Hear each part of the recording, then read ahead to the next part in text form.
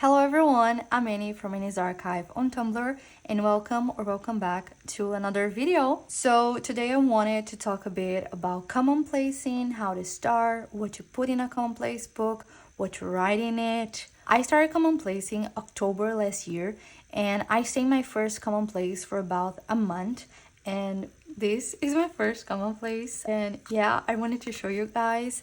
And I decided to start one after look a lot into it. I'm not gonna lie, I was confused in the beginning. I saw some rules that you couldn't put feelings in a commonplace book, but after watching Megan Rhiannon's video on it, where she said that if you want to start a commonplace book and you are not sure that is something you want to keep on doing, just start with what you have so you can give it a try. So get any notebook that you have or buy a cheap one and just start. I was heavily inspired by Megan, and as you can see, here is the layout that I used to use. And you may ask yourself what to put in it, because I certainly spent a good amount of time searching to understand exactly what to put in a commonplace book. And I will tell you from my experience, I started doing spreads on songs I was listening to, quotes from Tumblr, or TV series that I was watching. And when I bought the Hobonichi, because I saw that this was something that I really wanted to keep on doing, I even put the little thing in here that you get when you buy your Hobonichi.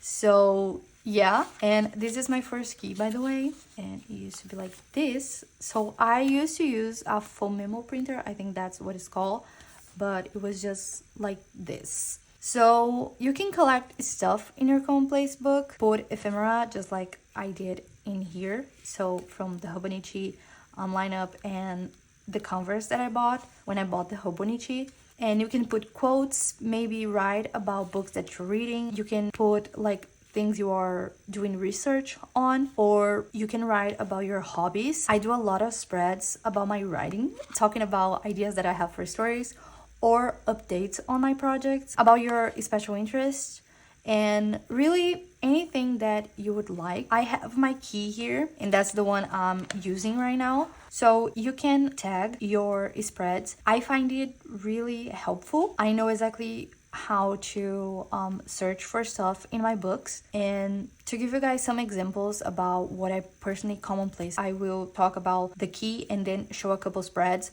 So for blue, I have thoughts, so feelings, reflections, etc.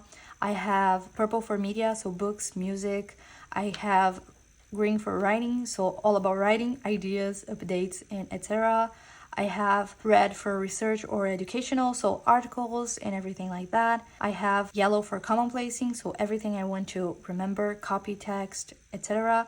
I have gray for special interest, and I have two more that is like a light red, and I have this, it's a bit yellowish. This one is for memory keeping, and this one, the reddish color, is for hyperfixations. So for thoughts, I have here a screenshot that I took from Criminal Minds. So one of the characters were saying something and I really liked what she was saying, so I put it in here and I wrote a bit about what she was saying. For media, I have here a song, like the song that I was obsessed with last year. I have as well books that I talk about that are under the purple dot, or even TV shows that I watch. So I watched Dairy Girls and I wanted to do a spread on it, so I put it purple dot. We have writing, so here I was talking about one of my characters, and here I have for ideas as well. So here it was an idea for a story. For research, I wanted to show you guys a bit about my second commonplace book. This was something that I was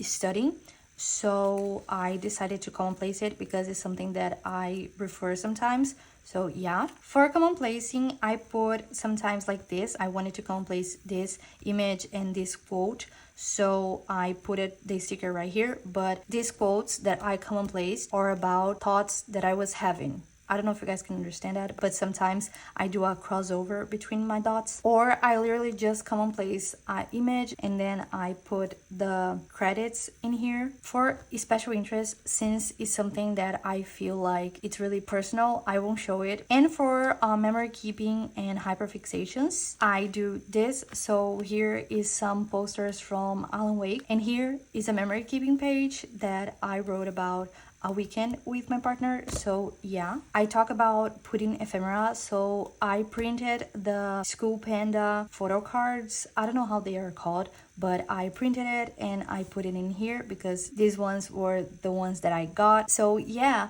really whatever you like. And it's so amazing to flip through these books and see what I was writing about, what I was thinking and watching and collecting.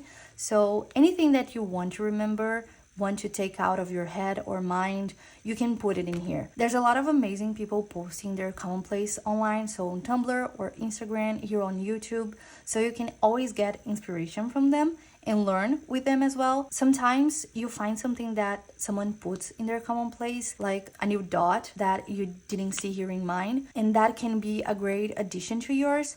So the most important thing is to make it yours, is to make it your home. And to be honest, that's what made me keep on doing it, to make it mine and see myself more and more through the pages. If you want to start one, do it. You don't have to put pictures in it. If you don't want to, you don't have to put ephemera. If you don't want to, you can doodle. You can do whatever you want. It is really up to you and what you want from your book. And when it comes to your book, to your home, there's no right or wrong. There's only what you want. So you can use the notebook that you want. You can do it in a binder or on your computer, iPad, anything really, just have fun. But yeah, thank you so much for watching this video. I hope it was a bit helpful, maybe, and I'll see you next week. Bye!